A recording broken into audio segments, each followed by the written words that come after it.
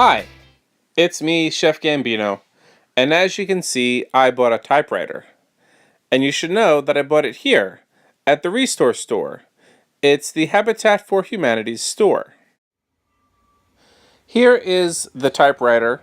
I took the cover off. It was wrapped up really nicely in the box, like almost with saran wrap. After taking it apart, I unscrewed it, and of course all the keys fell out. Here's what it looks like with the keys separated. I have I don't know what that is, the roller or the head up there, and that's the chassis. I took it apart to clean it, and then I didn't intend for all this to happen. Here, I put it back together, and then it wasn't working, so I had to figure out how to get it working, and I did. I just had to get that small pin there into a hole, and then it should work. But it didn't. So here's a little more. This episode of Chef Gambino's Gluten-Free Adventures is brought to you by being gluten-free and Italian. It's not that hard. So I have it working. I took it apart so I can clean it to the best of my ability. I didn't clean in here. I didn't clean in here. I really wanted to clean this up. And when I put it back together, I skipped, I don't know, like 4 or 5 steps. The instructions came in the box, but it didn't come with, how to take it apart and put it back together. So I had to kind of figure that out on my own. What's happening is whenever I type,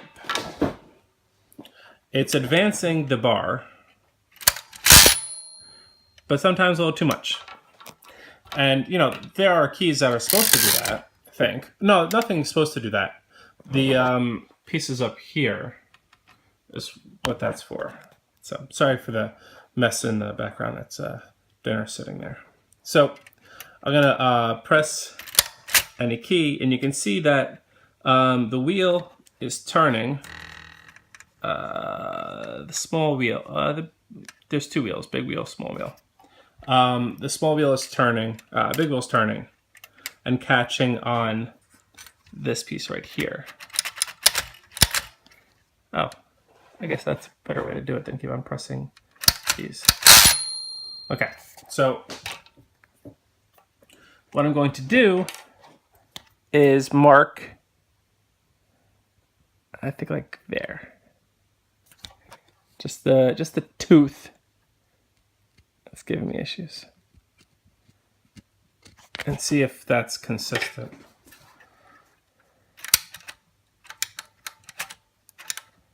Oh, I'm already at, yeah, that's already at there. Okay, try it again. So each depression, each time I press this is like typing another key or a space bar. Okay, here it comes. Huh. Right, so that's the same one. Yeah. Okay, so I don't know exactly how to fix that, but let's try one more time.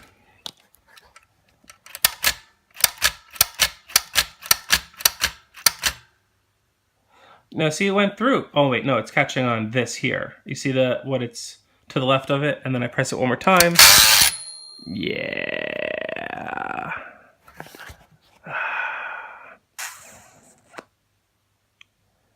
I am guessing that it is shorter than the other ones.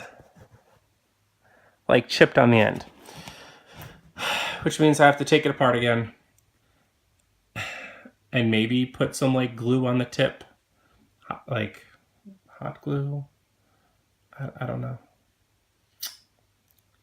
Like, I guess I really just want this to work.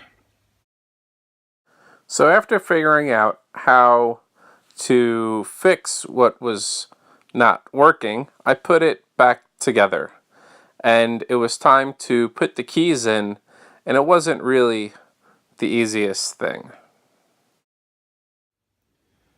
This is a true case of yesterday meets today.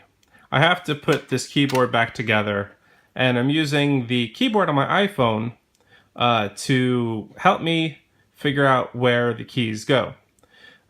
Instead of just jamming them in there, because, you know, QWERTY starts here, but then, extra pieces go elsewhere.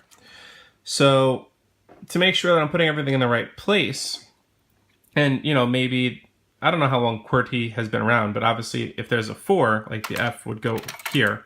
But I'm also, of course, like there's no rhyme or reason to these on the bottom. Not 1, 2, 3, 4, half, 3/4, 1/8, big, bigger, small. Anyway, I am depressing them with that, with the other side, and seeing which one goes up. So that's confirming, yes, F4. Oh, F4. Interesting. Okay, so, like on the keyboard.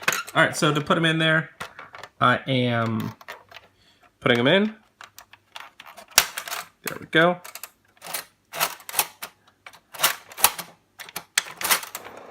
Some of them stick.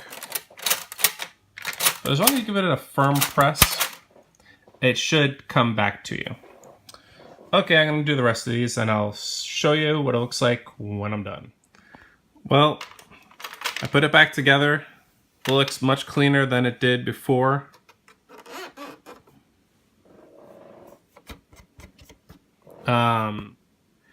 Looks like a brand new machine. This model, the MARX, that's an X, MARX 300, is actually I saw it labeled as a toy rather than an actual machine like typewriter. I don't know what the merit is in that, but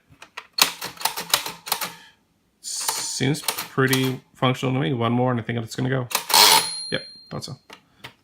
So it's actually pretty functional. So for now, I will say B Y E space B Y E.